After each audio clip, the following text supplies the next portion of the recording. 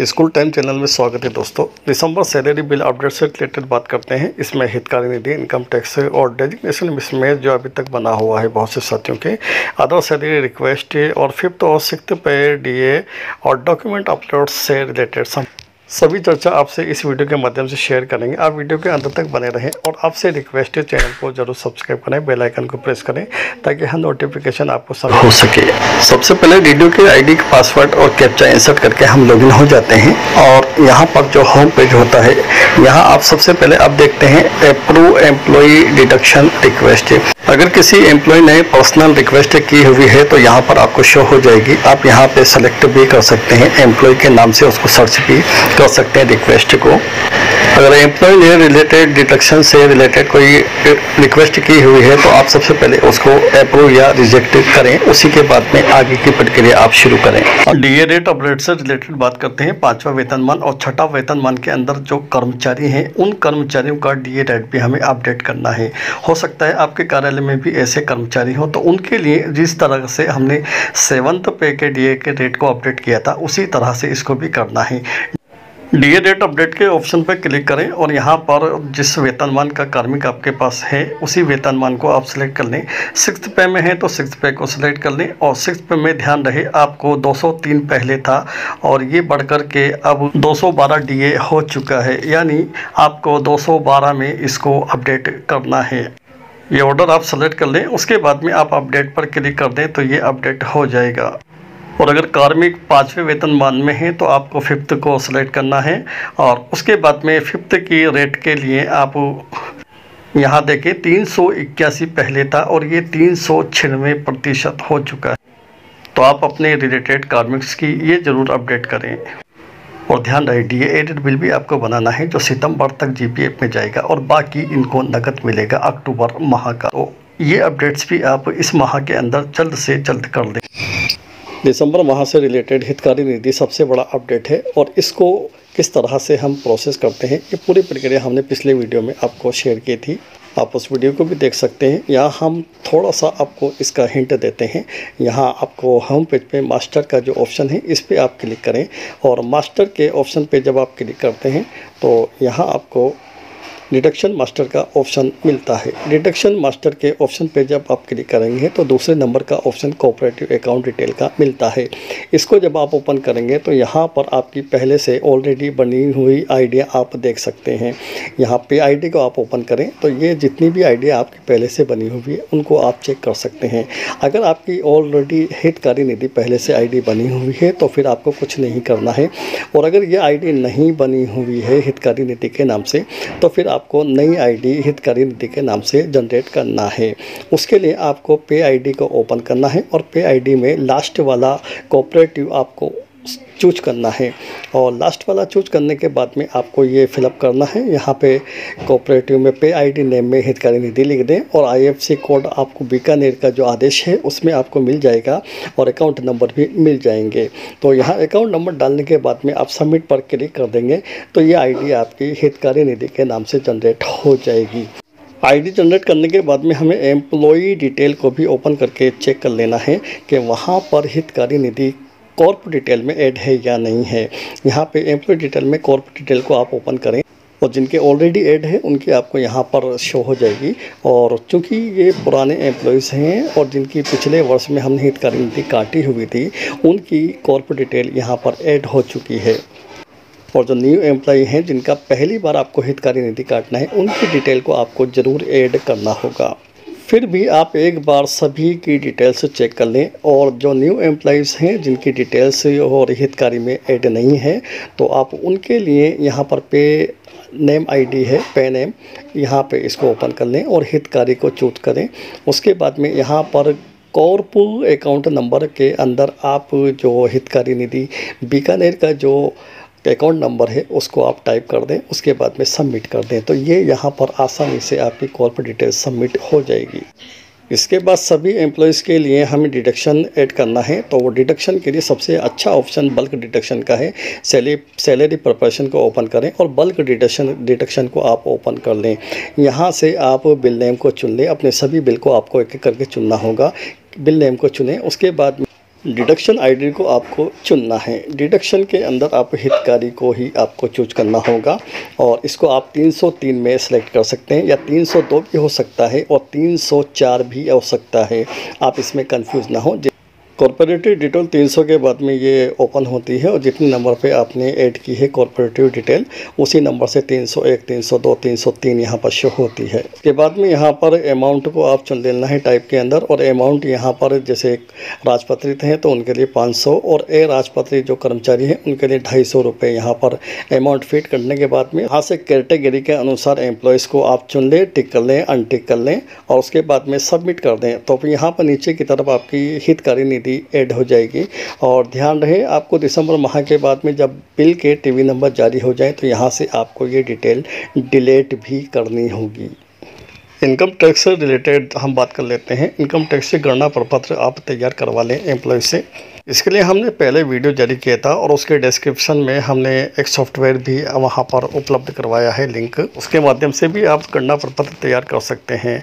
तो टैक्स की कैलकुलेशन करने के बाद में आप जितने भी माह बचे हैं दिसंबर, जनवरी, फरवरी, इन 3 माह के अंदर सभी टैक्स की वसूली के लिए आप कैलकुलेट कर लें और उसकी कटौती आप बिना एम्प्लॉय से पूछे भी आप कर सकते हैं। ये डीडीओ का दायित्व है कि वो अपने एम्प्लॉयज़ का पूरा टैक्स वसूल करने के बाद ही उनका 16 नंबर जनरेट करवाए। इसके लिए आपको गणना प्रपत्र जरूर एम्प्लॉय से लेना हो। अब बात करते हैं डेजिग्नेशन मिसमैच से रिलेटेड। पिछले माह के अंदर अक्टूबर माह के अंदर डेजिग्नेशन मिसमैच से रिलेटेड प्रॉब्लम्स थी। उन प्रॉब्लम्स को अब ज़्यादातर जो है सॉल्व हो चुकी है। अगर पर्सनली किसी कार्मिक की मिसमैच वाली समस्या पैदा होती है तो आप उसका हेड जरूर चेक कर लें। हो सकता है कार्मिक का हेड चेंज हो चुका हो और आप अभी उसी हेड में, पुराने हेड में ही उसका बिल बना रहे हों। अगर फिर भी किसी का मिसमैच अगर बाकी है और पूरे हेड का अगर मिसमैच अभी चल रहा है तो आप मिसमैच की रिपोर्ट्स को चेक करें और अपने एचओडी को उसको मेल कर दें। ध्यान रहे ये मेल आपको पे मैनेजर पे नहीं करना है, ये अपने विभाग को करना है। पद वाइज और हेड वाइज सभी डिटेल्स को लिख करके अपने विभाग के एचओडी को आपको मेल कर देना है। डीडीओ स्तर पर आप अपडेट जब भी कर सकते हैं डेजिग्नेशन को जबकि आपके पास पोस्ट सेंशन हो। अगर आपके पास पोस्ट सेंशन नहीं है तो आप डीडीओ स्तर पर भी कुछ नहीं कर पाएंगे। नेक्स्ट है, अगर इंक्रीमेंट के कारण या किसी और कारण से किसी भी कार्मिक की अगर सेवा की नहीं बन पाई है तो अदर सैलरी रिक्वेस्ट में जाकर के आप उस कार्मिक की जरूर रिक्वेस्ट कर दें।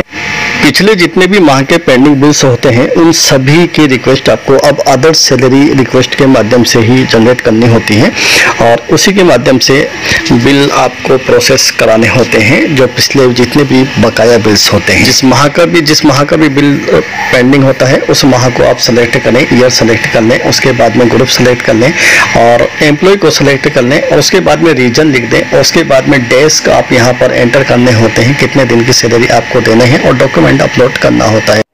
अब अगर अक्टूबर माह के बिल अभी तक प्रोसेस नहीं हुए हों, बिलों को भी अदर सैलरी रिक्वेस्ट में जनरेट हमें करना होगा। तो यही प्रक्रिया हम करें, बिल प्रोसेसिंग में सैलरी प्रिपरेशन को ओपन करें, उसके बाद में अदर रिक्वेस्ट के ऑप्शन को हम सेलेक्ट करें, उसके बाद में मंथ सेलेक्ट 2022 को हम सेलेक्ट कर लें, उसके बाद में हम बिल सेलेक्ट कर लें और यहाँ से एम्प्लॉयज को सेलेक्ट कर लें। हम सभी एम्प्लॉयज को एक साथ भी टिक कर सकते हैं और एक एक करके भी आप टिक कर सकते हैं। रीजन के अंदर आप बिल नॉट प्रोसेस येट का आप यहाँ पर टाइप कर सकते हैं, बिल नॉट प्रोसेस येट। उसके बाद में डॉक्यूमेंट में आप J90 को अपलोड कर दें और डॉक्यूमेंट अपलोड करने के बाद में आप यहाँ पे नीचे सबमिट पर आप क्लिक कर दें। जब आप सबमिट पर क्लिक करेंगे आपके सामने मैसेज शो हो जाएगा, डाटा सबमिटेड सक्सेसफुली, ओके पर क्लिक करके इसको बंद कर दें। उसके बाद में आप सभी डिटेल्स सभी एम्प्लॉयज को आप यहाँ पर चेक कर, उसके बाद जब बिल जनरेट हो जाए तो आपको कंफर्मेशन में शो होगा और आगे की प्रक्रिया आपको कंफर्मेशन में बिल चेक करके करनी होगी। अब बात करते हैं एम्प्लॉय पे डिटेल से रिलेटेड। हर माह के अंदर हमें एम्प्लॉय की पे डिटेल को कंप्लीट करनी होती है।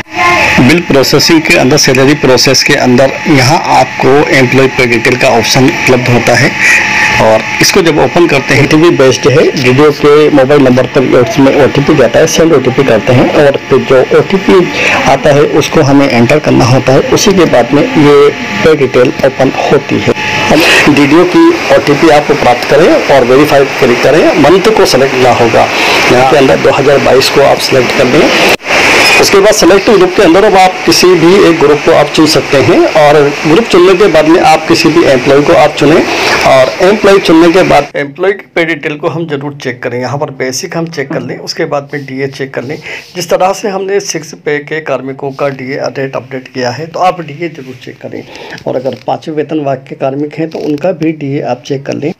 अगर डीए रेट अपडेट नहीं हुआ है तो आप यहाँ से भी एडिट करके अपडेट कर सकते हैं डीए को। यहाँ से जैसे 5वां वेतनमान और 6वां वेतनमान के जो कार्मिक का डीए रेट अपडेट करना है तो उनका आप यहाँ पर एडिट करके भी अपडेट कर सकते हैं।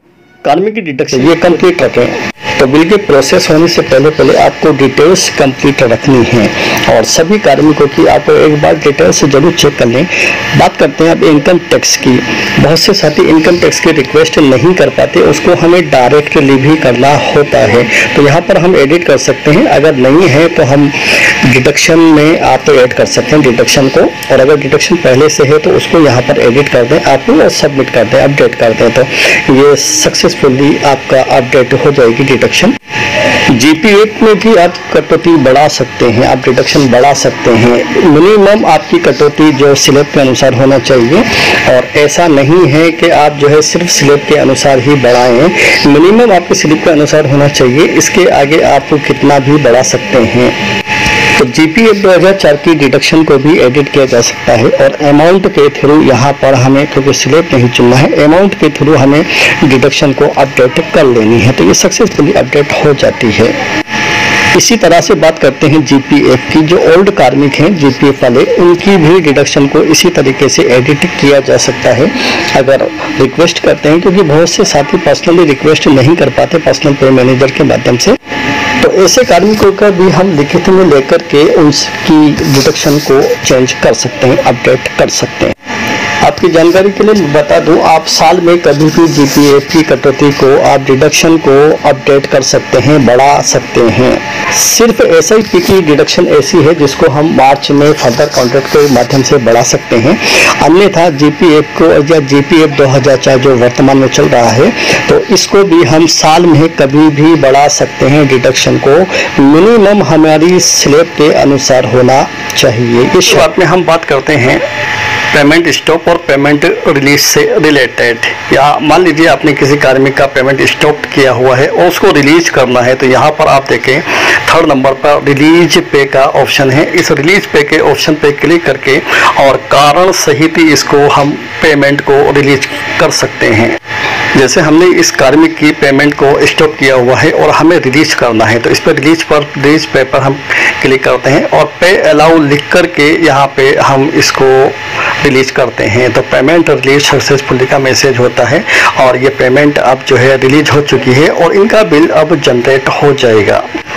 अब यदि किसी कार्मिक की पेमेंट स्टॉप करना है किसी कारण से तो स्टॉप पेमेंट के ऑप्शन पे ही क्लिक करते हैं और यहाँ पर हमें स्टॉप पेमेंट का कारण हमें दर्ज करना होगा डिस्क्रिप्शन में और उसके बाद में प्रोसेस पर क्लिक करेंगे तो यहाँ पर हमारे सामने मैसेज शो हो जाएगा पेमेंट स्टॉप्ड सक्सेसफुली और ये पेमेंट यहाँ पर स्टॉप्ड हो चुका है। जब तक आप इसको रिलीज नहीं करेंगे तो ये कार्मिक का पेमेंट नहीं बन पाएगा ऑटो सैलरी के माध्यम से। अब बात करते हैं पार्सल पे की। कुछ कार्मिक ऐसे होते हैं जो न्यू ज्वाइनिंग वाले कार्मिक हैं और उनकी हमें दिनों में सैलरी बनानी है तो पार्सल पे का उपयोग करते हैं और पार्सल पे के अंदर यहाँ पर ईयर्स और मंथ सेलेक्ट करते हैं। उसके बाद में उनका तारीख को सेलेक्ट करते हैं फ्रॉम डेट और उसके बाद में टू डेट कब से कब तक की बनानी है और अपलोड डॉक्यूमेंट करने के बाद में यहाँ पर डेज की संख्या ऑटोमेटिक आ जाती है और डिडक्शन अगर करना है तो यहाँ पर टिक करें, अन्यथा इसको छोड़ दें और उसके बाद में सबमिट पर क्लिक करेंगे तो ये पार्सल पे यहाँ पर कार्मिक की जनरेट हो जाती है। ध्यान रहे जिस माह का हमें पार्सल पे बनाना है उसी माह को सेलेक्ट करना है, किसी दूसरे माह को हमें सेलेक्ट नहीं करना है। अब बिल हमारे जनरेट होने वाले हैं और जनरेट हो जाने के बाद में हमें सैलरी बिल जो है कंफर्मेशन में चेक करना होता है। ये प्रक्रिया हमारी हर महीने होती है तो सैलरी बिल कंफर्मेशन में जाकर हमें बिलों को चेक करना होता है। चूँकि अभी ये यहाँ पर ब्लैंक है, चूँकि जनरेट बिल नहीं हो पाए हैं और जब वीडियो फॉरवर्ड हो जाते हैं बिल जनरेट होने के बाद में तो यहाँ पर कंफर्मेशन में शो होते हैं और जो प्रक्रिया हमारी है बिलों को चेक करने की वो हम चेक कर लें। जब बिल को चेक करते हैं तो एक प्रॉब्लम यहाँ पर शो होती है बहुत से साथियों की कि बिल नॉट फाउंड का मैसेज यहाँ पर शो होता है या फाइल नॉट फाउंड का मैसेज शो होता है। तो इसके लिए हमें पे मैनेजर पर मेल करना होता है और इसके लिए हम वीडियो पहले जारी कर चुके हैं। आप उस वीडियो को जरूर देखें, मेल कैसे करते हैं। ध्यान रहे, ट्रेजरी फॉरवर्ड होने से पहले आपको ये मेल करना होगा और ट्रेजरी फॉरवर्ड हो जाने के बाद में ये समस्या आपकी बनी रहेगी। बिल स्टेटस से रिलेटेड बात करते हैं। बहुत से साथी बिलों को जब फॉरवर्ड हो जाता है तो उसके बाद में स्टेटस चेक नहीं करते और पिछले बिल का क्या हुआ ये कंडीशन हमें जानने के लिए बिल स्टेटस को चेक करना समय समय पर ज़रूरी होता है। और पेमेंट हो जाने के बाद भी हमें जब तक टीवी नंबर जारी नहीं हो जाते हैं समय समय पर हमें बिलों के स्टेटस को चेक करते रहना चाहिए। हो सकता है किसी ग्रुप का पेमेंट ना हुआ हो या किसी साथी का हमने बाद में बिल बनाया हो और उसका पेमेंट ना हुआ हो या बिल ऑब्जेक्शन में हो, तो ये सभी चीज़ें हमें बिल और स्टेटस के माध्यम से ही पता चल पाती है। अब डॉक्यूमेंट्स से रिलेटेड बात करते हैं। क्या क्या डॉक्यूमेंट्स हमें अपलोड करने होते हैं, इसकी जानकारी हमें होना ज़रूरी है क्योंकि इसके अभाव में बिल ऑब्जेक्शन में डाल दिया जाता है। तो GA90 को आपको हर महीने अपलोड करना ना भूलें। ये एब्सेंट स्टेटमेंट होता है, इसको अपलोड करना ना भूलें। अगर कोई न्यू कार्मिक ज्वाइन हुआ है तो उससे रिलेटेड डॉक्यूमेंट्स आपको अपलोड करने होंगे और कोई कार्मिक ट्रांसफ़र होकर के आया है तो उसकी LPC आपको अपलोड करनी होगी। और अगर किसी का इंक्रीमेंट आपने अब लगाया है अगस्त माह के अंदर तो इंक्रीमेंट का ऑर्डर आपको अपलोड करना होगा। इसी तरीके से किसी कार्मिक का कन्फर्मेशन हुआ है, स्थायीकरण हुआ है तो उसके स्थायीकरण से रिलेटेड आपको आदेश अपलोड करना होगा। और किसी कार्मिक की ACP अगर लगी है तो ACP से रिलेटेड कार्यालय आदेश को भी आपको अपलोड करना होगा। बेहतर तो ये होता है कि सभी डॉक्यूमेंट्स की आप एक ही PDF बनाएं ताकि अदर डॉक्यूमेंट में आप उसको अपलोड कर दें तो कोई दिक्कत नहीं है। बिल के अंदर पर्सनली अगर कोई डॉक्यूमेंट्स मांगा जाता है, पर्सनली जैसे न्यू कार्मिक के लिए न्यू कार्मिक का नाम शो हो जाता है नए कार्मिक का और उससे रिलेटेड हमें डॉक्यूमेंट्स अपलोड करने होते हैं। इसी तरीके से जो ट्रांसफ़र होकर के कार्मिक आते हैं तो उनकी भी LPC के लिए नाम शो हो जाता है तो वहाँ पर हमें रिलेटेड डॉक्यूमेंट अटैच करना होता है।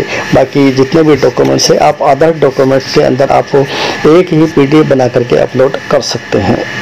तो दोस्तों, बिल शुरू होने से पहले और बिल शुरू होने के बाद की सभी प्रक्रिया हमने वीडियो के माध्यम से आपसे शेयर की है। उम्मीद है आपको वीडियो पसंद आया होगा। तो अपने सभी साथियों के साथ इसको शेयर करें, लाइक करें और चैनल को सब्सक्राइब करें। तो बने रहिए हमारे साथ। चैनल को लाइक कीजिए, सब्सक्राइब कीजिए और वीडियो को शेयर कीजिए, ज़्यादा से ज़्यादा शेयर कीजिए। धन्यवाद।